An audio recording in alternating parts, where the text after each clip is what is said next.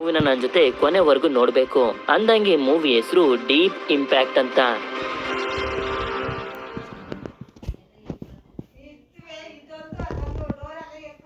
ಮೂವಿಯ ಮೊದಲ ಸೀನ್ ನಲ್ಲಿ ಆಕಾಶದಲ್ಲಿ ನಕ್ಷತ್ರಗಳನ್ನ ನೋಡಿ ಸ್ಟಡಿ ಮಾಡ್ತಿರುವಂತ ಒಂದಷ್ಟು ಸ್ಟೂಡೆಂಟ್ಸ್ ಗಳನ್ನ ತೋರಿಸ್ತಾರೆ. ಈ ಸ್ಟೂಡೆಂಟ್ಸ್ ಗಳಲ್ಲಿ ಲಿಯೋ ಪೀಟರ್ ಮ್ಯಾನ್ ಅನ್ನೋ ಒಬ್ಬ ಹುಡುಗ ಹಾಗೆ ಸಾರಾ ಅನ್ನೊಬ್ಳು ಹುಡುಗಿನ ತೋರಿಸ್ತಾರೆ. ಇವರಿಬ್ರು ಒಬ್ಬರನ್ನೊಬ್ರು ತುಂಬಾನೇ ಇಷ್ಟ ಪಡ್ತಿರ್ತಾರೆ. ಇದೇ ಸಮಯದಲ್ಲಿ ನಕ್ಷತ್ರಗಳ ಮಧ್ಯೆ ಹೊಳಿತಿರುವಂತ ಒಂದು ವಸ್ತು ಲಿಯೋಗೆ ಕಾಣಿಸುತ್ತೆ. ಅದು ನಕ್ಷತ್ರದ ರೀತಿ ಅಂತೂ ಕಾಣ್ತಿರೋದಿಲ್ಲ. ಅದಕ್ಕೆ ಟೀಚರ್ ಹೇಳ್ತಾರೆ ಅದ್ರ ಫೋಟೋನ ತೆಗೆದು ಡಾಕ್ಟರ್ ವುಲ್ಫ್ ಗೆ ಕಳಿಸು ಅಂತ. ಈ ಕಡೆ ಲ್ಯಾಬ್ ನಲ್ಲಿರುವಂತ ಡಾಕ್ಟರ್ ವುಲ್ಫ್ ನ ತೋರಿಸ್ತಾರೆ. ಇವರು ನಕ್ಷತ್ರಗಳ ಬಗ್ಗೆ ರಿಸರ್ಚ್ ಮಾಡುವಂತ ರಿಸರ್ಚರ್ ನ ಜೊತೆ ಒಬ್ರು ಪ್ರೊಫೆಸರ್ ಕೂಡ. ನಂತರ ಇವರು ಲಿಯೋ ಕಳಿಸಿರುವಂತ ಆ ಹೊಳಿತಿರುವಂತ ವಸ್ತುವಿನ ಫೋಟೋನ ನೋಡ್ತಾರೆ. ಸರಿ ಅದೇನಿರ್ಬೇಕು ಅಂತ ಕಂಪ್ಯೂಟರ್ ನಲ್ಲಿ ಇವರು ನೋಡ್ದಾಗ್ಲೇ ಗೊತ್ತಾಗೋದು ಒಂದು ಕಾಮೆಟ್ ಅಂದ್ರೆ ಧೂಮಕೇತು ಭೂಮಿಗೆ ಅಪ್ಪಳಿಸೋದಕ್ಕೆ ತುಂಬಾ ವೇಗವಾಗಿ ಬರ್ತಿದೆ ಅಂತ. ಇದರಿಂದ ಇವನು ತುಂಬಾ ಟೆನ್ಷನ್ ಮಾಡ್ಕೊಂಡು ನಾಸಾದ ಸೈಂಟಿಸ್ಟ್ ಗಳಿಗೆ ಈ ವಿಷಯನ ಮುಟ್ಟಿಸ್ಬೇಕು ಅಂತ ಇಮೇಲ್ ಅನ್ನ ಕಳಿಸೋದಕ್ಕೆ ನೋಡ್ತಾನೆ. ಆದ್ರೆ ಸರ್ವರ್ ಡೌನ್ ಆಗ್ಬಿಟ್ಟಿರುತ್ತೆ. ಇದರಿಂದ ಅದಕ್ಕೆ ಸಂಬಂಧಪಟ್ಟಿರುವಂತ ಡಾಕ್ಯುಮೆಂಟ್ಸ್ ಗಳನ್ನ ತಗೊಂಡು ಜೀಪ್ ನಲ್ಲಿ ಇವನೇ ಸೈಂಟಿಸ್ಟ್ ಗಳ ಹತ್ರ ಹೋಗ್ತಾ ಇರ್ತಾನೆ. ಇದೇ ದಾರಿಲಿ ಒಂದು ಟ್ರಕ್ ಕೂಡ ಬರ್ತಿರುತ್ತೆ. ಈ ಟ್ರಕ್ ನ ಡ್ರೈವರ್ ಟ್ರಕ್ ಅನ್ನ ತುಂಬಾ ಕೇರ್ಲೆಸ್ ಆಗಿ ಡ್ರೈವ್ ಮಾಡ್ತಾ ಇರ್ತಾನೆ. ಇದರಿಂದ ರೋಡ್ ನಲ್ಲಿ ಬರ್ತಿರುವಂತ ಡಾಕ್ಟರ್ ವುಲ್ಫ್ ನ ಜೀಪ್ ಗೆ ಗುದ್ದಿ ಆಕ್ಸಿಡೆಂಟ್ ಮಾಡ್ಬಿಡ್ತಾನೆ. ಮುಂದಿನ ಸೀನ್ ನಲ್ಲಿ ನಮ್ಗೆ NBC ಅನ್ನೋ ಒಂದು ನ್ಯೂಸ್ ಚಾನೆಲ್ ಕಂಪನಿನ ತೋರಿಸ್ತಾರೆ. ಅಮೆರಿಕದ ಫೈನಾನ್ಸ್ ಮಿನಿಸ್ಟರ್ ಇದ್ದಕ್ಕಿದ್ದಂಗೆನೆ ಅವರ ಕೆಲಸದಿಂದ ರಿಸೈನ್ ಮಾಡ್ಬಿಟ್ಟಿದ್ದಾರೆ. ಆ ರೀತಿ ಅವರು ಏನಕ್ ಮಾಡಿದ್ರು ಅಂತ ಎಲ್ಲರೂ ಡಿಸ್ಕಸ್ ಮಾಡ್ತಿದ್ದಾರೆ. ಇವ್ರು ಯಾರ ಹತ್ರನೂ ಕೂಡ ಸರಿಯಾದ ಉತ್ತರ ಇರೋದಿಲ್ಲ. ಆದ್ರೆ ಇಲ್ಲೇ ಇರುವಂತ ಜೆನ್ನಿ ಅನ್ನೋ ಒಬ್ಳು ರಿಪೋರ್ಟರ್ ಹೇಳ್ತಾಳೆ, ನಾನು ರಿಸರ್ಚ್ ಮಾಡಿರೋ ಪ್ರಕಾರ ಫೈನಾನ್ಸ್ ಮಿನಿಸ್ಟರ್ ನ ಹೆಂಡತಿಗೆ ಹುಷಾರಿಲ್ವಂತೆ, ಅದಕ್ಕೆ ಅವರನ್ನ ನೋಡ್ಕೊಳ್ಳೋದಕ್ಕೆ ರಿಸೈನ್ ಮಾಡುದ್ರಂತೆ ಅಂತ. ಇಲ್ಲೇ ಜೆನ್ನಿಯ ಸೀನಿಯರ್ ರಿಪೋರ್ಟರ್ ಆಗಿರುವಂತ ಬೆತ್ ಅನ್ನೊಬ್ಳು ಲೇಡಿನೂ ಕೂಡ ಇರ್ತಾಳೆ. ಇದೇ ರೀತಿ ಇನ್ನೂ ಕೂಡ ನೀನು ಇನ್ಫಾರ್ಮೇಶನ್ ನ ಕಲೆಕ್ಟ್ ಮಾಡ್ಕೊಂಡ್ ಬಾ, ನಿನ್ನ ನ್ಯೂಸ್ ಓದು ಅಂತ ಆಂಕರ್ ಆಗಿ ಮಾಡ್ತೀನಿ ಅಂತ ಹೇಳ್ತಿರ್ತಾಳೆ. ಹೌದು, ಜೆನ್ನಿಗೆ ಆಂಕರ್ ಆಗ್ಬೇಕು ಅಂತ ತುಂಬಾನೇ ಇಷ್ಟ. ಆದ್ರೆ ಅವಕಾಶ ಇನ್ನೂ ಕೂಡ ಇವಳಿಗೆ ಸಿಕ್ಕಿರೋದಿಲ್ಲ. ನಂತರ ಜೆನ್ನಿಯ ತಾಯಿನ ನಮ್ಗೆ ತೋರಿಸ್ತಾರೆ. ಇವಳ ತಾಯಿನ ಮೀಟ್ ಮಾಡೋದಕ್ಕೆ ಜೆನ್ನಿ ಬಂದಿರ್ತಾಳೆ. ಇಲ್ಲಿ ಇವಳ ತಾಯಿ ತುಂಬಾನೇ ಅಪ್ಸೆಟ್ ಮಾಡ್ಕೊಂಡಿರ್ತಾರೆ. ಅದಕ್ಕೆ ಕಾರಣ ಏನು ಅಂತಂದ್ರೆ ಇವರ ಗಂಡ ಅಂದ್ರೆ ಜೆನ್ನಿಯ ತಂದೆ ಇವರಿಗೆ ಡಿವೋರ್ಸ್ ಅನ್ನು ಕೊಟ್ಟು ಒಬ್ಳು ಹುಡುಗಿನ ಮದ್ವೆ ಆಗಿದ್ದಾರೆ. ಅದು ಕೂಡ ಅವರು ಮದ್ವೆ ಆಗಿರೋದು ಜೆನ್ನಿ ವಯಸ್ಸಿನ ಹುಡುಗಿನ. ನಂತರ ಜೆನ್ನಿ ಫೈನಾನ್ಸ್ ಮಿನಿಸ್ಟರ್ ನ ಬಗ್ಗೆ ಇನ್ನಷ್ಟು ಇನ್ಫಾರ್ಮೇಶನ್ ನ ಕಲೆಕ್ಟ್ ಮಾಡೋದಕ್ಕೆ ಫೈನಾನ್ಸ್ ಮಿನಿಸ್ಟರ್ ನ ಸೆಕ್ರೆಟರಿ ಹತ್ರ ಬಂದು ಮಾತಾಡೋದಕ್ಕೆ ಶುರು ಮಾಡ್ತಾಳೆ. ಈ ಸೆಕ್ರೆಟರಿನು ಕೂಡ ಹೇಳ್ತಿರ್ತಾರೆ, ಹೌದು ಫೈನಾನ್ಸ್ ಮಿನಿಸ್ಟರ್ ನ ಹೆಂಡತಿಗೆ ಹುಷಾರಿಲ್ಲ, ಆದ್ರೆ ಅವರು ರಿಸೈನ್ ಮಾಡಿರೋದಕ್ಕೆ ಕಾರಣ ಅದಲ್ಲ. ಅವರಿಗೆ ಯಾವಾಗ್ಲೂ ಎಲಿ ಅನ್ನೋ ಒಂದು ಹೆಸರಿನ ಬಗ್ಗೆ ವಿಚಾರಿಸಿಕೊಂಡು ಕಾಲ್ ಬರ್ತಿತ್ತು. ಆ ಎಲಿ ಅನ್ನೋ ಒಂದು ಹೆಸರಿಂದಾನೇ ಹೆದರ್ಕೊಂಡು ಅವರು ರಿಸೈನ್ ಮಾಡಿರೋದು ಅಂತ. ಜೆನ್ನಿಗೆ ಇದ್ರ ಬಗ್ಗೆ ಸರಿಯಾಗಿ ಏನು ಅರ್ಥ ಆಗದೆ ಇದ್ರ ಬಗ್ಗೆ ತಿಳ್ಕೊಳ್ಳೋದಕ್ಕೆ ಅಂತ ಒಬ್ಬ ಕ್ಯಾಮ್ರಾಮನ್ ಜೊತೆ ಸೀದಾ ಫೈನಾನ್ಸ್ ಮಿನಿಸ್ಟರ್ ನ ಮನೆ ಹತ್ರನೇ ಬರ್ತಾಳೆ. ಇವನೇ ರಿಸೈನ್ ಮಾಡಿರುವಂತ ಫೈನಾನ್ಸ್ ಮಿನಿಸ್ಟರ್, ಇವನ ಹೆಸರು ಅಲೆನ್ ಅಂತ. ಜೆನ್ನಿ ಹೇಳ್ತಿರ್ತಾಳೆ, ಎಲಿ ಅನ್ನೋ ಒಂದು ಹೆಸರಿಗೆ ಹೆದರ್ಕೊಂಡು ತಾನೆ ನೀವು ರಿಸೈನ್ ಮಾಡಿರೋದು ಅಂತ. ಇಲ್ಲಿ ಜೆನ್ನಿಗೆ ಎಲಿ ಅನ್ನೋ ಹೆಸರು ಫೈನಾನ್ಸ್ ಮಿನಿಸ್ಟರ್ ನ ಹೆಂಡತಿಯ ಹೆಸರೇ ಅಂತ ಅನ್ನಿಸ್ತಿರುತ್ತೆ. ಆದ್ರೆ ಅದು ನಿಜ ಅಲ್ಲ. ಇವಳು ಇಷ್ಟೆಲ್ಲ ಹೇಳ್ತಿದ್ರು ಕೂಡ ಫೈನಾನ್ಸ್ ಮಿನಿಸ್ಟರ್ ಆಗಿರುವಂತ ಅಲೆನ್ ಮಾತ್ರ ಎಲಿ ಅನ್ನೋ ಹೆಸರು ಬಗ್ಗೆ ಏನು ಕೂಡ ಇವಳಿಗೆ ಹೇಳ್ದೆ ಇಲ್ಲಿಂದ ಹೋಗೋದಕ್ಕೆ ಹೇಳ್ತಾನೆ. ಸರಿ ಅಂತ ಇವಳು ಕೂಡ ಹೋಗ್ತಿರ್ಬೇಕಾದ್ರೆ ಸಡನ್ ಆಗಿ ಒಂದಷ್ಟು ಕಾರ್ಗಳು ಬಂದು ಇವಳನ್ನ ಸುತ್ತೋರ್ದು FBI ಏಜೆಂಟ್ಸ್ ಗಳು ಬಂದು ಇವಳನ್ನ ಸೀದಾ ಒಂದು ಜಾಗಕ್ಕೆ ಕರ್ಕೊಂಡ್ ಬರ್ತಾರೆ. ನೋಡಿದ್ರೆ ಈ ಜಾಗದಲ್ಲಿ ಅಮೆರಿಕದ ಪ್ರೆಸಿಡೆಂಟ್ ಕೂಡ ಇರ್ತಾರೆ. ಇವರು ಇವಳನ್ನ ಕೇಳ್ತಿರ್ತಾರೆ, ಎಲಿ ಬಗ್ಗೆ ನಿನಗೆ ಏನ್ ಗೊತ್ತು ಅಂತ. ಅದಕ್ಕೆ ಇವಳು ಕೂಡ ಎಲಿ ಅಂದ್ರೆ ಫೈನಾನ್ಸ್ ಮಿನಿಸ್ಟರ್ ನ ಹೆಂಡತಿ ತಾನೆ ಅಂತ ಹೇಳ್ತಾಳೆ. ಅಂದ್ರೆ ಇವಳಿಗೆ ಯಾವ ವಿಷಯನೂ ಗೊತ್ತಿಲ್ಲ ಅನ್ನೋದು ಇವರಿಗೆ ಕನ್ಫರ್ಮ್ ಆಗುತ್ತೆ. ಆದ್ರಿಂದ ಪ್ರೆಸಿಡೆಂಟ್ ಇವಳ ಹತ್ರ ರಿಕ್ವೆಸ್ಟ್ ಮಾಡ್ಕೋತಾರೆ, ಇನ್ನು 2 ದಿನ ಈ ಎಲಿ ಅನ್ನೋ ಹೆಸರು ಬಗ್ಗೆ ಎಲ್ಲೂ ಕೂಡ ನ್ಯೂಸ್ ಅನ್ನ ರಿಪೋರ್ಟ್ ಮಾಡಬೇಡಿ. 2 ದಿನ ಆದ್ಮೇಲೆ ನಾನೇ ಒಂದು ಪ್ರೆಸ್ ಮೀಟ್ ಅನ್ನ ಮಾಡಿ ಅನೌನ್ಸ್ ಮಾಡ್ತೀನಿ. ಅದ್ರ ಬದಲಾಗಿ ನಿಮ್ದೇನಾದ್ರೂ ಡಿಮ್ಯಾಂಡ್ ಇದೆಯಾ ಅಂತ ಕೇಳಿದಾಗ ಇವಳು ಕೂಡ ಪ್ರೆಸ್ ಮೀಟ್ ಮಾಡಿದಾಗ ಮೊದಲನೇ ಕ್ವಶನ್ ನಾನೇ ಕೇಳಬೇಕು ಅಂತಾಳೆ. ಇವರು ಕೂಡ ಅದಕ್ಕೆ ಒಪ್ಕೊಳ್ತಾರೆ. ನಂತರ ಇವಳು ಆಫೀಸ್ಗೆ ಬಂದು ಎಲಿ ಅನ್ನೋ ಹೆಸರು ಬಗ್ಗೆ ಇಂಟರ್ನೆಟ್ ನಲ್ಲಿ ಸರ್ಚ್ ಮಾಡ್ತಾಳೆ. ಆದ್ರೆ ಇವಳಿಗೆ ಸರಿಯಾಗಿ ಏನು ಕೂಡ ಸಿಗೋದಿಲ್ಲ. ಯಾವಾಗ ಇವಳು ELE ನ ಸಪರೇಟ್ ಆಗಿ ಸರ್ಚ್ ಮಾಡ್ತಾಳೋ ಆಗ ಇವಳಿಗೆ ಗೊತ್ತಾಗುತ್ತೆ ELE ಅಂದ್ರೆ ಎಕ್ಸ್ಟಿಂಕ್ಷನ್ ಲೆವೆಲ್ ಇವೆಂಟ್ ಅಂತ. ಅದ್ರ ಅರ್ಥ ಭೂಮಿ ನಾಶ ಆಗುವಂತ ವಿಷಯ ಅಂತ. ಮೂವಿಯ ಮೊದಲಲ್ಲಿ ನಾವು ನೋಡಿದ್ವಲ್ಲ, ಒಂದು ಕಾಮೆಟ್ ಭೂಮಿಗೆ ಅಪ್ಪಳಿಸೋದಕ್ಕೆ ಬರ್ತಿರೋದು ಅದೇ ವಿಷಯನ ELE ಅಂತ ಅಮೆರಿಕದ ಗವರ್ನಮೆಂಟ್ ಅವರು ಜನರಿಂದ ಬಚ್ಚಿಡ್ತಿರೋದು. ಆಗ ಇವಳ ಹತ್ರ ಬೆತ್ ಬರ್ತಾಳೆ. ಬೆತ್ಕಿ ವಿಷಯದ ಬಗ್ಗೆ ಜೆನ್ನಿ ಏನು ಹೇಳೋದಕ್ಕೆ ಹೋಗೋದಿಲ್ಲ. ನಂತರ ಜೆನ್ನಿ ಒಂದು ಪಾರ್ಟಿ ಬರ್ತಾಳೆ. ಈ ಪಾರ್ಟಿ ಬೇರೆ ಯಾವ್ದು ಅಲ್ಲ, ಇವಳ ತಂದೆ ಮದ್ವೆ ಆಗಿದಾನಲ್ಲ ಆದ್ರೂ ಪಾರ್ಟಿನೇ. ಇವಳ ತಂದೆ ಮದ್ವೆ ಆಗಿರುವಂತ ಹುಡುಗಿ ಹೆಸರು ಕ್ಲೋಯಿ ಅಂತ. ಹೆಚ್ಚು ಕಡಿಮೆ ಕ್ಲೋಯಿಗೆ ಜೆನ್ನಿಯ ವಯಸ್ಸೇ. ಇದೆಲ್ಲ ಜೆನ್ನಿಗೆ ಸ್ವಲ್ಪನೂ ಇಷ್ಟ ಆಗಿರೋದಿಲ್ಲ. ಅದಕ್ಕೆ ಇವಳ ತಂದೆಗೆ ಹೇಳ್ತಿರ್ತಾಳೆ, ನನ್ ತಾಯಿಗೆ ನಿಮ್ಮ ಅವಶ್ಯಕತೆ ತುಂಬಾ ಇತ್ತು, ನೀವು ಅವ್ರ ಜೊತೆನೆ ಇರಬೇಕಿತ್ತು ಅಂತ ಹೇಳಿ ತುಂಬಾ ಬೇಜಾರ್ ಮಾಡ್ಕೊಂಡೆ ಇಲ್ಲಿಂದ ಎದ್ದು ಹೊಟ್ಟೋಗ್ತಾಳೆ. ಇದಾದ್ಮೇಲೆ 2 ದಿನಗಳು ಕಳೆದೋಗ್ತವೆ. ಪ್ರೆಸಿಡೆಂಟ್ ಪ್ರೆಸ್ ಮೀಟ್ ಅನ್ನ ಮಾಡ್ತಿರ್ತಾರೆ. ಈ ಪ್ರೆಸ್ ಮೀಟ್ ಗೆ ಬೆತ್ ಬಂದಿರ್ತಾಳೆ. ಆದ್ರೆ ಜೆನ್ನಿ ಇಲ್ಲಿಗೆ ಏನಕ್ ಬಂದಿದ್ದಾಳೆ ಅಂತ ಇವಳಿಗ್ ಮಾತ್ರ ಅರ್ಥ ಆಗ್ತಿರೋದಿಲ್ಲ. ಅದೇ ಸಮಯಕ್ಕೆ ಪ್ರೆಸಿಡೆಂಟ್ ಇಲ್ಲಿಗೆ ಬಂದು 1 ವರ್ಷಗಳ ಹಿಂದೆ ಡಾಕ್ಟರ್ ವುಲ್ಫ್ ಹಾಗೆ ಲಿಯೋ ಬೀಟರ್ಮ್ಯಾನ್ ಅನ್ನೋ ಇಬ್ರು ವ್ಯಕ್ತಿಗಳು ಭೂಮಿ ಕಡೆಗೆ ಬರ್ತಿದ್ದಂತ ಒಂದು ಧೂಮಕೇತುನ ಕಂಡಿಡಿದ್ರು ಅಂತ ಸ್ಪೀಚ್ ಅನ್ನ ಸ್ಟಾರ್ಟ್ ಮಾಡ್ತಾರೆ. ಮೂವಿಯ ಮೊದಲಲ್ಲಿ ಲಿಯೋಗೆ ಒಂದು ಧೂಮಕೇತು ಕಾಣಿಸಿತ್ತಲ್ಲ, ಅದ್ರ ಬಗ್ಗೆನೇ ಹೇಳ್ತಿರೋದು. ಇದನ್ನ ಕೇಳಿ ಲಿಯೋ ಹಾಗೆ ಇವನ ಫ್ಯಾಮಿಲಿ ಅವ್ರಿಗಂತೂ ತುಂಬಾ ಶಾಕ್ ಆಗೋಗಿರುತ್ತೆ. ಹೀಗೆ ಸ್ಪೀಚ್ ಅನ್ನ ಕಂಟಿನ್ಯೂ ಮಾಡ್ತಾ ಹೇಳ್ತಾ ಹೋಗ್ತಾರೆ. ನಾವು ಕ್ಯಾಲ್ಕುಲೇಟ್ ಮಾಡಿರೋ ಪ್ರಕಾರ ಇನ್ನು 1 ವರ್ಷದಷ್ಟರಲ್ಲಿ ಆ ಧೂಮಕೇತು ಬಂದು ಭೂಮಿಗೆ ಅಪ್ಪಳಿಸುತ್ತೆ. ನಮ್ಮ ಇಡೀ ಭೂಮಿಲಿ ಅತ್ಯಂತ ದೊಡ್ಡ ಬೆಟ್ಟ ಆಗಿರುವಂತ ಮೌಂಟ್ ಎವರೆಸ್ಟ್ ಇದೆಯಲ್ಲ, ಅದ್ರಷ್ಟೇ ದೊಡ್ಡದಾಗಿ ಆ ಧೂಮಕೇತು ಇದೆ. ಅದು ಭೂಮಿಗೆ ಬಂದು ಅಪ್ಪಳಿಸಿದ್ರೆ ಇಡೀ ಭೂಮಿ ಸರ್ವ ನಾಶ ಆಗೋಗುತ್ತೆ ಅಂತ. ಇದನ್ನ ಕೇಳ್ತಿದ್ದಂಗೆನೆ ಎಲ್ಲಾ ಕಡೆ ಭಯದ ವಾತಾವರಣ ಶುರು ಆಗೋಗುತ್ತೆ.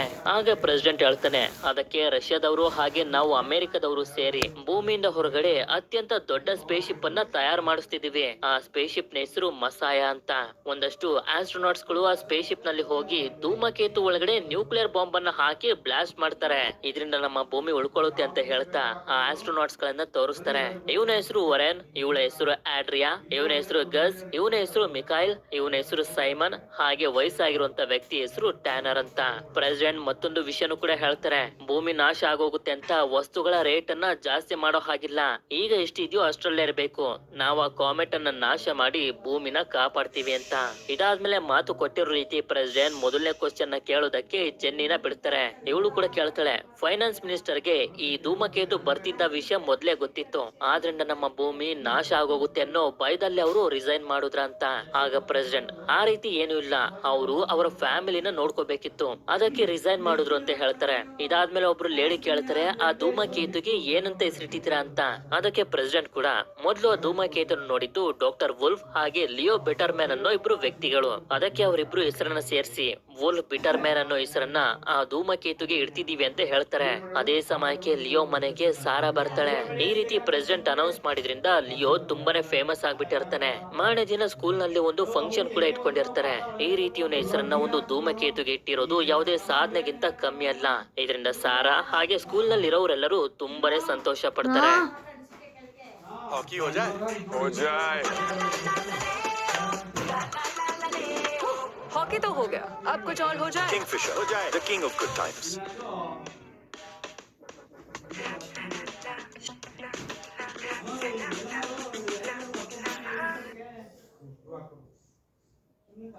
ನಂತರ 6 ಆಸ್ಟ್ರೋನಾಟ್ಸ್ ಗಳು ಮಸಾಯ ಸ್ಪೇಸ್ ಸ್ಟೇಷನ್ ಗೆ ಹೋಗಿ ತಲುಪೋದಕ್ಕಿಂತ ಮುಂಚೆ ಎಲ್ಲರೂ ಒಟ್ಟಿಗೆ ಇವರ ಫ್ಯಾಮಿಲಿಗಳ ಜೊತೆ ಸೇರಿ ಒಂದು ದೊಡ್ಡ ಪಾರ್ಟಿನ ಮಾಡ್ತಿರ್ತಾರೆ. ಇಲ್ಲಿ ಹೇಳ್ಬೇಕು ಅಂತಂದ್ರೆ 5 ಆಸ್ಟ್ರೋನಾಟ್ಸ್ ಗಳು ಒಂದ್ ಕಡೆ ಇದ್ರೆ ವಯಸ್ಸಾಗಿರುವಂತ ಟ್ಯಾನರ್ ಮಾತ್ರ ಇನ್ನೊಂದ್ ಕಡೆ ಇರ್ತಾನೆ. ಯಾರು ಇವನ್ ಜೊತೆ ಸೇರ್ತಿರೋದಿಲ್ಲ. ಕ್ಲಬ್ ನಲ್ಲೂ ಅಷ್ಟೇ ಟ್ಯಾನರ್ ಒಂದ್ ಕಡೆ ಇದ್ರೆ ಮಿಕ್ಕ 5 ಆಸ್ಟ್ರೋನಾಟ್ಸ್ ಗಳು ಇನ್ನೊಂದ್ ಕಡೆ ಇರ್ತಾರೆ. ಅದಕ್ಕೆ ಸೀದಾ ಟ್ಯಾನರ್ ಇವ್ರ ಹತ್ರ ಬಂದು ಹೇಳೋದಕ್ಕೆ ಶುರು ಮಾಡ್ತಾನೆ, ನನಗ್ ಗೊತ್ತಿದೆ ಈ ಮಿಷನ್ ಗೆ ನಾನ್ ಸೆಲೆಕ್ಟ್ ಆಗಿರೋದು ನಿಮ್ಗೆ ಯಾರಿಗೂ ಇಷ್ಟ ಇಲ್ಲ ಅಂತ, ಆದ್ರೆ ನಾನು ಚಂದ್ರನ ಮೇಲೆ ಹೋಗಿರುವಂತ ಎಕ್ಸ್ಪೀರಿಯನ್ಸ್ ಇದೆ. ಈ ಮಿಷನ್ ಮುಗಿಯವರೆಗೂ ನಾವೆಲ್ಲರೂ ಒಟ್ಟಿಗೆ ಇರ್ಲೇಬೇಕು ಅಂತ. ಹೌದು, ಮಿಕ್ಕ 5 ಆಸ್ಟ್ರೋನಾಟ್ಸ್ ಗಳಿಗೆ ಅನ್ನಿಸ್ತಿರುತ್ತೆ ವಯಸ್ಸಾಗಿರುವಂತ ಟ್ಯಾನರ್ ನಮ್ ಜೊತೆ ಅಡ್ಜಸ್ಟ್ ಆಗೋದಿಲ್ಲ ಅಂತ, ಅದಕ್ಕೇನೆ ಇವನ್ ಜೊತೆ ಸೇರ್ತಿರೋದಿಲ್ಲ. ನಂತರ ನಾಸಾದ ಸೈಂಟಿಸ್ಟ್ ಗಳು ಎಲ್ಲಾ ತಯಾರನ್ನು ಮಾಡ್ಕೊಂಡು 6 ಆಸ್ಟ್ರೋನಾಟ್ಸ್ ಗಳನ್ನ ಒಂದು ರಾಕೆಟ್ ನಲ್ಲಿ ಸ್ಪೇಸ್ ನಲ್ಲಿರುವಂತ ಮಸಾಯ ಸ್ಪೇಸ್ ಸ್ಟೇಷನ್ ಗೆ ಕಳಿಸ್ತಾರೆ. ನ್ಯೂಕ್ಲಿಯರ್ ಬಾಂಬ್ ಗಳನ್ನ ಇಟ್ಕೊಂಡಿರುವಂತ ಈ ಮಸಾಯ ಸ್ಪೇಸ್ ಸ್ಟೇಷನ್ ಧೂಮಕೇತು ಕಡೆಗೆ ಹೋಗೋದಕ್ಕೆ ಜರ್ನಿಯನ್ನ ಸ್ಟಾರ್ಟ್ ಮಾಡುತ್ತೆ. ಇದಾದ್ಮೇಲೆ ಸೀನ್ 5 ತಿಂಗಳ ಕಾಲ ಮುಂದಕ್ಕೆ ಶಿಫ್ಟ್ ಆದಾಗ NBC ನ್ಯೂಸ್ ಚಾನೆಲ್ ಅವರು ಜೆನ್ನಿ ಪ್ರೆಸಿಡೆಂಟ್ ನ ಕ್ವಶನ್ ಕೇಳಿದ್ರಿಂದ ಇವಳನ್ನೇ ನ್ಯೂಸ್ ಆಂಕರ್ ಆಗಿ ಮಾಡ್ಬಿಟ್ಟಿರ್ತಾರೆ. ಆದ್ರೆ ಇದು ಬೆತ್ಗೆ ಮಾತ್ರ ಇಷ್ಟ ಇರೋದಿಲ್ಲ. ಇಷ್ಟೊತ್ತಿಗೆ ಯಾರೋ ಜನ ಆಸ್ಟ್ರೋನಾಟ್ಸ್ ಗಳು ಕೂಡ ಧೂಮಕೇತು ಹತ್ರ ಬಂದು ತಲುಪಿರ್ತಾರೆ. ಹತ್ರದಿಂದ ನೋಡೋದಕ್ಕೆ ಈ ಧೂಮಕೇತು ತುಂಬಾ ಸುಂದರವಾಗಿರುತ್ತೆ. ಸರಿ ಅಂತ ಹೇಳಿ ಇವರೆಲ್ಲರೂ ಆ ಧೂಮಕೇತು ಒಳಗಡೆ ಹಾಕೋದಕ್ಕೆ ನ್ಯೂಕ್ಲಿಯರ್ ಬಾಂಬ್ ಗಳನ್ನ ರೆಡಿ ಮಾಡ್ಕೊಂಡು ಒಂದು ಸಣ್ಣ ಸ್ಪೇಸ್ ಶಿಪ್ ನಲ್ಲಿ ಧೂಮಕೇತು ಒಳಗಡೆ ಹೋಗೋದಕ್ಕೆ ರೆಡಿ ಆಗ್ತಿರ್ತಾರೆ. ಇನ್ನೊಂದ್ ಕಡೆ ಜೆನ್ನಿನೂ ಕೂಡ ನ್ಯೂಸ್ ನಲ್ಲಿ ಕುಂತ್ಕೊಂಡು ಈಗ ಆಸ್ಟ್ರೋನಾಟ್ಸ್ ಗಳು ಏನೇನೆಲ್ಲ ಮಾಡೋದಕ್ಕೆ ಹೊರಟಿದ್ದಾರೆ ಅಂತ ಹೇಳ್ತಾ ಹೋಗ್ತಾಳೆ. ಆಗ 4 ಆಸ್ಟ್ರೋನಾಟ್ಸ್ ಗಳು ಸ್ಪೇಸ್ ಸೂಟ್ ಅನ್ನ ಹಾಕೊಂಡು ರೆಡಿ ಆಗಿದ್ರೆ ಟ್ಯಾನರ್ ಮತ್ತೆ ಆಂಡ್ರಿಯಾ ಮಾತ್ರ ಪೈಲಟ್ ಗಳಾಗಿ ಆ 4 ಜನರಿಗೆ ಏನ್ ಮಾಡ್ಬೇಕು ಅಂತ ಸ್ಪೇಸ್ ಶಿಪ್ ನಲ್ಲೇ ಇದ್ಕೊಂಡು ಗೈಡ್ ಮಾಡ್ತಾ ಇರ್ತಾರೆ. ನಂತರ ಈ ಸಣ್ಣ ಸ್ಪೇಸ್ ಶಿಪ್ ನ ಸಹಾಯದಿಂದ ಇವರೆಲ್ಲರೂ ಧೂಮಕೇತು ಒಳಗಡೆ ಬರ್ತಾರೆ. ಆದ್ರೆ ಮುಂದೆ ಹೋಗೋದಕ್ಕೆ ಇವ್ರಿಗೆ ತುಂಬಾನೇ ಕಷ್ಟ ಆಗ್ತಿರುತ್ತೆ. ಯಾಕೆಂತಂದ್ರೆ ಸಣ್ಣ ಸಣ್ಣ ಕಲ್ಲುಗಳೆಲ್ಲ ಇರ್ತವೆ. ಅದನ್ನೆಲ್ಲ ದಾಟಿ ಇವರು ಸೇಫ್ ಆಗಿ ಬಂದು ಧೂಮಕೇತು ಮೇಲೆ ಲ್ಯಾಂಡ್ ಮಾಡ್ತಾರೆ. ನಂತರ ನ್ಯೂಕ್ಲಿಯರ್ ಬಾಂಬ್ ಗಳು ತುಂಬಿರುವಂತ ಒಂದು ದೊಡ್ಡ ದೊಡ್ಡ ಡಿವೈಸ್ ಅನ್ನ 4 ಆಸ್ಟ್ರೋನಾಟ್ಸ್ ಗಳು ಹೊರಗಡೆ ತಗೊಂಡ್ ಬರ್ತಾರೆ. ಈ ಕಡೆ ಜೆನ್ನಿ ನಮ್ಗೆ ಹೇಳ್ತಾ ಹೋಗ್ತಾಳೆ, ಧೂಮಕೇತು ಮೇಲೆ 100 ಮೀಟರ್ ಗುಂಡಿ ತೋಡಿ ಆಮೇಲೆ ನ್ಯೂಕ್ಲಿಯರ್ ಬಾಂಬ್ ಗಳನ್ನ ಫಿಟ್ ಮಾಡ್ಬೇಕು. ಆಗ ಮಾತ್ರ ಬ್ಲಾಸ್ಟ್ ಆಗ್ತಿದ್ದಂಗೆನೆ ಆ ಧೂಮಕೇತು ಚೂರ್ ಚೂರ್ ಆಗೋದು ಅಂತ. ಆದ್ರೆ ಇಲ್ಲಿ ಇನ್ನೊಂದು ಪ್ರಾಬ್ಲಮ್ ಇರುತ್ತೆ. ಅದೇನು ಅಂತಂದ್ರೆ ಸೂರ್ಯನ ಕಿರಣಗಳು ಈ ಧೂಮಕೇತು ಮೇಲೆ ಬೀಳೋದಕ್ಕಿಂತ ಮುಂಚೆನೆ ಇವರು ಈ ಕೆಲಸನ ಮುಗಿಸ್ಬೇಕು. ಅಕಸ್ಮಾತ್ ಸೂರ್ಯನ ಕಿರಣಗಳೇನಾದ್ರೂ ಇದ್ರ ಮೇಲೆ ಬಿದ್ರೆ ಈ ಧೂಮಕೇತು ತುಂಬಾ ಜಾಸ್ತಿ ಹೀಟ್ ಆಗೋಗುತ್ತೆ.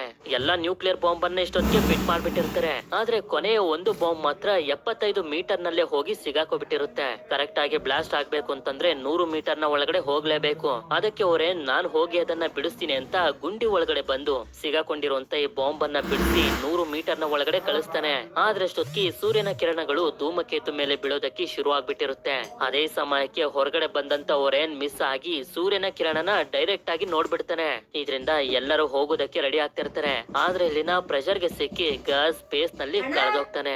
ಮಿಕ್ದವರೆಲ್ಲ ಹೇಗೋ ಸ್ಪೇಸ್ ಶಿಪ್ ನ ಒಳಗಡೆ ಬರ್ತಾರೆ. ನಂತರ ಟ್ಯಾನರ್ ಭೂಮಿಲಿರುವಂತ ಜನರನ್ನ ಕಾಂಟ್ಯಾಕ್ಟ್ ಮಾಡಿ ಹೇಳ್ತಾನೆ, ನಾವು ಎಲ್ಲಾ ಬಾಂಬ್ ಗಳನ್ನ ಸರಿಯಾಗಿ ಹಾಕಿದೀವಿ, ಆದ್ರೆ ಗಸ್ ಸ್ಪೇಸ್ ನಲ್ಲಿ ಕಳೆದೋಗಿದ್ದಾನೆ, ಅವನನ್ನ ಕಾಪಾಡೋದಕ್ ಆಗ್ಲಿಲ್ಲ ಅಂತ. ಆಸ್ಟ್ರೋನಾಟ್ಸ್ ಗಳು ಗಸ್ ನ ಕಾಪಾಡೋದಕ್ಕೆ ಅವನನ್ನ ಹುಡ್ಕೊಂಡು ಹೋದ್ರೆ ಈ ಸಣ್ಣ ಸ್ಪೇಸ್ ಶಿಪ್ ನಲ್ಲಿರುವಂತ ಫ್ಯೂಲ್ ಖಾಲಿಯಾಗಿ ಇವರು ಕೂಡ ಸ್ಪೇಸ್ ನಲ್ಲಿ ಕಳೆದೋಗ್ತಾರೆ, ಹಾಗೆ ಸತ್ತೋಗ್ತಾರೆ. ಅಷ್ಟೇ ಅಲ್ಲದೆ ಜೆನ್ನಿ ಟಿವಿಲಿ ಗಸ್ಗೆ ಶ್ರದ್ಧಾಂಜಲಿ ಸಲ್ಲಿಸ್ತಿರ್ತಾಳೆ. ಇನ್ನೊಂದ್ ಕಡೆ ಸೂರ್ಯನ ಕಿರಣಗಳನ್ನ ಡೈರೆಕ್ಟ್ ಆಗಿ ನೋಡಿರುವಂತ ಓರೆನ್ ಕುರುಡ ಆಗೋಗಿರ್ತಾನೆ. ನಂತರ ಈಗ ಏನಾಗ್ಬೋದು ಅಂತ ಎಲ್ಲ ಯೋಚನೆ ಮಾಡ್ತಿರ್ಬೇಕಾದ್ರೆ ಟ್ಯಾನರ್ ಎಲ್ಲಾ ತಯಾರನ್ನು ಮಾಡ್ಕೊಂಡು ಇವರು ಫಿಕ್ಸ್ ಮಾಡ್ಬಿಟ್ಟು ಬಂದಿದಾರಲ್ಲ, ಆ ಬಾಂಬ್ ಗಳನ್ನ ಆಕ್ಟಿವೇಟ್ ಮಾಡ್ತಿದ್ದಂಗೆನೆ ದೊಡ್ಡ ಬ್ಲಾಸ್ಟ್ ಆಗುತ್ತೆ. ಇವರ ಸ್ಪೇಸ್ ಶಿಪ್ ಕೂಡ ಅದ್ರ ಎಫೆಕ್ಟ್ ಆಗುತ್ತೆ. ಆದ್ರೆ ಇಷ್ಟೊತ್ತಿಗೆ ಆಸ್ಟ್ರೋನಾಟ್ಸ್ ಗಳು ಹಾಗೆ ಭೂಮಿಲಿರುವಂತ ಜನರ ಮಧ್ಯೆ ಕನೆಕ್ಷನ್ ಕೂಡ ಕಟ್ ಆಗೋಗಿರುತ್ತೆ. ಬ್ಲಾಸ್ಟ್ ಆದ್ಮೇಲೆ ಏನ್ ನಡೀತಿರ್ಬೋದು ಅಂತ ಯಾರಿಗೂ ಕೂಡ ಗೊತ್ತಾಗ್ತಿರೋದಿಲ್ಲ. ಅದೇ ಸಮಯಕ್ಕೆ ಪ್ರೆಸಿಡೆಂಟ್ ಗೆ ಒಂದು ಬ್ಯಾಡ್ ನ್ಯೂಸ್ ಬರುತ್ತೆ. ಇದರಿಂದ ಇವರು ನ್ಯೂಸ್ ನಲ್ಲಿ ಎಲ್ಲರಿಗೂ ಅನೌನ್ಸ್ ಮಾಡೋದಕ್ಕೆ ಶುರು ಮಾಡ್ತಾರೆ. ಆಸ್ಟ್ರೋನಾಟ್ಸ್ ಗಳು ಬ್ಲಾಸ್ಟ್ ಅನ್ನು ಮಾಡಿದ್ರು, ಆದ್ರೆ ಆ ಧೂಮಕೇತು 2 ಪೀಸ್ ಗಳಾಗೋಗಿದೆ. ಆ 2 ಪೀಸ್ ಗಳು ಕೂಡ ತುಂಬಾ ವೇಗವಾಗಿ ಭೂಮಿನ ಕ್ರಾಶ್ ಆಗೋದಕ್ಕೆ ಬರ್ತಿದೆ. ಈಗ ಇದರಿಂದ ತಪ್ಪಿಸ್ಕೊಳ್ಳೋದಕ್ಕೆ ನಮ್ಮ ಹತ್ರ ಇರೋದು ಒಂದೇ ಒಂದು ದಾರಿ. ಈಗಾಗಲೇ ನಾವು ತುಂಬಾ ದೊಡ್ಡ ಅಂಡರ್ ಗ್ರೌಂಡ್ ಬಂಕರ್ ಗಳನ್ನ ರೆಡಿ ಮಾಡಿದೀವಿ. ಆ ಬಂಕರ್ ನಲ್ಲಿ 10 ಲಕ್ಷ ಜನ 2 ವರ್ಷದವರೆಗೂ ವಾಸ ಮಾಡಬಹುದು. ನಮ್ಮ ಮನುಷ್ಯ ಸಂತತಿನ ಕಾಪಾಡೋದಕ್ಕೆ 10 ಲಕ್ಷ ಜನರನ್ನ ನಾವು ಸೆಲೆಕ್ಟ್ ಮಾಡಿ ಆ ಬಂಕರ್ ನ ಒಳಗಡೆ ಕಳಿಸ್ತಿದೀವಿ. ಆ 10 ಲಕ್ಷ ಜನರು ಯಾರ್ಯಾರು ಅಂತ ನಾವೇ ಸೆಲೆಕ್ಟ್ ಮಾಡಿ ನಿಮ್ಗೆ ಹೇಳ್ತೀವಿ. ಆ ಧೂಮಕೇತುಗಳು ಬಂದು ಭೂಮಿಗೆ ಕ್ರಾಶ್ ಆಗಿ 2 ವರ್ಷದಷ್ಟರಲ್ಲಿ ಭೂಮಿ ಮತ್ತೆ ನಾರ್ಮಲ್ ಆಗಿರುತ್ತೆ. ಆಗ ನಾವು ಬಂಕರ್ ಇಂದ ಹೊರಗಡೆ ಬಂದು ನಾರ್ಮಲ್ ಆಗಿ ಜೀವನ ಮಾಡಬಹುದು ಅಂತ. ಇದರಿಂದ ಎಲ್ಲರಿಗೂ ತುಂಬಾನೇ ದುಃಖ ಆಗೋಗುತ್ತೆ. ಯಾಕೆಂತಂದ್ರೆ ಅಮೆರಿಕದಲ್ಲಿ ಕೋಟ್ಯಾಂತರ ಜನರು ಇದ್ದಾರೆ, ಬರೀ 10 ಲಕ್ಷ ಜನರನ್ನ ಮಾತ್ರ ಕರ್ಕೊಂಡು ಹೋದ್ರೆ ಮಿಗ್ದವ್ರು ಏನ್ ಮಾಡ್ಬೇಕು ಅಂತ. ಇದೇ ರೀತಿ ಎಲ್ಲಾ ದೇಶದವರು ಕೂಡ ಒಂದೊಂದು ಬಂಕರ್ ಗಳನ್ನ ರೆಡಿ ಮಾಡ್ಕೊಂಡಿರ್ತಾರೆ. ನಂತರ ಜೆನ್ನಿ ಟಿವಿಲಿ ಹೇಳ್ತಿರ್ತಾಳೆ, ಯಾರ್ಯಾರನ್ನ ಸೆಲೆಕ್ಟ್ ಮಾಡಿದಾರೋ ಅವರೆಲ್ಲರಿಗೂ ಇನ್ನ ಸ್ವಲ್ಪ ಹೊತ್ತಲ್ಲೇ ಕಾಲ್ ಬರುತ್ತೆ, ಆದ್ರೆ 50 ವರ್ಷದಿಂದ ಮೇಲ್ಪಟ್ಟವರನ್ನ ಸೆಲೆಕ್ಟ್ ಮಾಡ್ತಿಲ್ಲ ಅಂತ. ಇದನ್ನ ಕೇಳಿ ಜೆನ್ನಿಯ ತಾಯಿಗಂತೂ ತುಂಬಾನೇ ದುಃಖ ಆಗುತ್ತೆ. ಅದೇ ಸಮಯಕ್ಕೆ ಲಿಯೋ ಫ್ಯಾಮಿಲಿಗೆ ಕಾಲ್ ಬರುತ್ತೆ, ನಿಮ್ಮ ಫ್ಯಾಮಿಲಿನ ಸೆಲೆಕ್ಟ್ ಮಾಡಿದೀವಿ ಅಂತ. ಗವರ್ನಮೆಂಟ್ ನ ಡಿಸಿಷನ್ ಇಂದ ಎಲ್ಲಾ ಕಡೆ ಬರೀ ನೋವು ದುಃಖನೇ ತುಂಬಿಕೊಂಡಿರುತ್ತೆ. ಈ ಕಡೆ ನೋಡಿದ್ರೆ ಆಸ್ಟ್ರೋನಾಟ್ಸ್ ಗಳು ಇನ್ನೂ ಕೂಡ ಬದುಕಿದ್ದಾರೆ, ಹಾಗೆ ಸೇಫ್ ಆಗಿದ್ದಾರೆ. ಕಾಮೆಟ್ ಅನ್ನ ನಾಶ ಮಾಡುವಂತೆ ಇವರ ಮಿಷನ್ ಈಗ ಫೇಲ್ ಆಗೋಗಿದೆ. ಅಷ್ಟೇ ಅಲ್ಲದೆ ಭೂಮಿಲಿರುವಂತ ಜನರನ್ನ ಕಾಂಟ್ಯಾಕ್ಟ್ ಮಾಡೋದಕ್ಕೂ ಆಗ್ತಿಲ್ಲ. ಅದಕ್ಕೆ ಏನ್ ಮಾಡೋದು ಅಂತ ಗೊತ್ತಿಲ್ಲದೆ ಮತ್ತೆ ಮನೆಗೆ ಹೋಗ್ಬೇಕು ಅಂತ ಡಿಸೈಡ್ ಮಾಡಿ ಸ್ಪೇಸ್ ಸ್ಟೇಷನ್ ನ ಭೂಮಿ ಕಡೆಗೆ ತಿರುಗಿಸ್ತಾರೆ. ನಂತರ ಜೆನ್ನಿ ಇವಳ ತಾಯಿನ ಮೀಟ್ ಮಾಡೋದಕ್ಕೆ ಬಂದಾಗ ತುಂಬಾ ದುಃಖದಲ್ಲಿರ್ತಾಳೆ. ಯಾಕೆಂತಂದ್ರೆ 50 ವರ್ಷ ಮೇಲ್ಪಟ್ಟವರನ್ನ ಸೆಲೆಕ್ಟ್ ಮಾಡ್ತಿಲ್ವಲ್ಲ, ಇದರಿಂದ ಇವಳ ತಾಯಿನ ಸೆಲೆಕ್ಟ್ ಮಾಡಿರೋದಿಲ್ಲ, ಆದ್ರೆ ಜೆನ್ನಿನ ಸೆಲೆಕ್ಟ್ ಮಾಡ್ಬಿಟ್ಟಿದ್ದಾರೆ.